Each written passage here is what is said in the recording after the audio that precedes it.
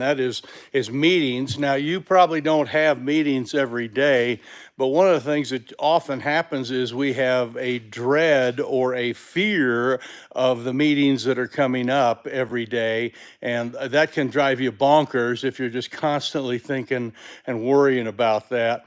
We really need to have a habit of having good meetings every day, or at least thinking about the good meetings that we're going to be having every single day. We don't want to kind of leave those things in the background. We want to spend time really thinking about how we can do it. And folks, meetings are good. You know, all of us are better than one of us. In other words, that famous line by some software guy said, "All of us are smarter than one of us."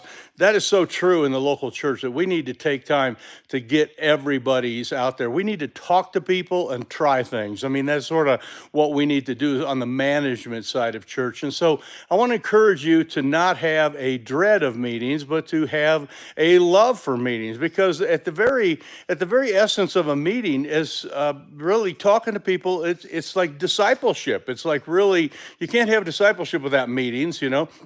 And we're not talking about, meetings with a whole bunch of people. We're just talking about some one-on-one stuff where we take time to just really do that. And those are the kind of things that we need to really love and work on planning and making those things kind of come together. So when you are getting ready to, think about with all the different people you interact with, keep a short list there every day along with your to-do list of people you need to meet with. So I keep a little list, and it's like, the people that I need to meet with, and I write down their name. And I may not meet with them till Sunday. I may not meet with them, till the next week or whatever. But I do need to have that meeting with that person and touch base with them. Make sure that you always set an agenda. Now, with some meetings, like if you have an official meeting with the deacons and all that stuff, you may have an agenda, and it might be typed and printed out, and you'll have all sorts of different things that would be on that particular agenda. But with just smaller meetings, you can just talk to somebody and say, "Hey, I'd like to meet with you after church for about 5 minutes. Want to talk about that the VBS timing and how that's going to work for us." So you can do that, where you're just basically letting people know what is going to be coming up. In other words, what you're doing. So keep your meetings short as well, short and sweet, and right to the point. And that way you'll get things done. One of the reasons people hate meetings is because they chew up a lot of time and you don't get things done.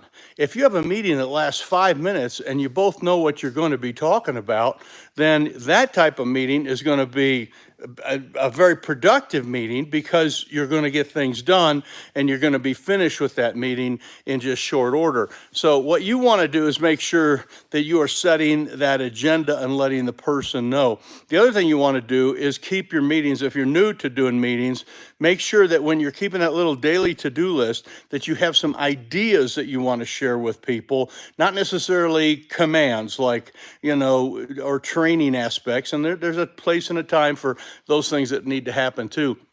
But you want to make sure that in your little notes that you keep, your daily notes, that you're writing to yourself, what ideas do I want to share with this person, and what ideas can I solicit from this person? It's very important for us to learn from other people. The local church is a gathering of, like-minded people. So we need to learn from them and spend time gathering and getting that information. A lot of people dread meetings. They just absolutely hate having meetings. And that's because I think they're not doing those meetings right. I will put a couple links in the bottom of this when I get finished, of some ways that you can have successful meetings. Some of the things that would be out there that would help you, that we've done some recordings that help you do better as far as having some successful meetings. So I'll put the link there, and I think that'd be good for you. But don't dread having meetings. Anticipate having meetings. Be excited for having meetings, and be joyful that you get to actually meet with people and help them grow and help disciple them and help move them forward in their spiritual life. If we are going to have some daily disciplines, and I mean, we all have our little coffee time, and we have a little, our daily devotion time, that we have all those kind of things. One of the other things that we need to have is where you create a list of not only the to-dos and not only do some of the planning, as we've talked about, but where you are writing down names and topics and the ideas that you have for meetings with your people.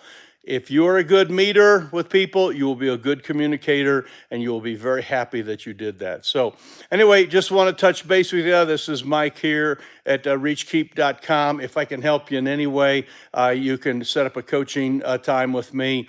Free coaching, yeah, just we'll talk half hour, whatever on the phone about your specific whatever it happens to be. And you can go to reachkeep.com and look at the green bar across the top and click on that. That'll get you to my calendar and we'll get scheduled. So anyway, in the meantime, let's make sure that we are focusing every day on the things that we're supposed to do. If you're going to be a great pastor, it's not just about the great things that happen on Sunday morning, you know, when you're preaching or middle of the week, but it is about all the daily disciplines that you have. So God bless, and we will see you next time.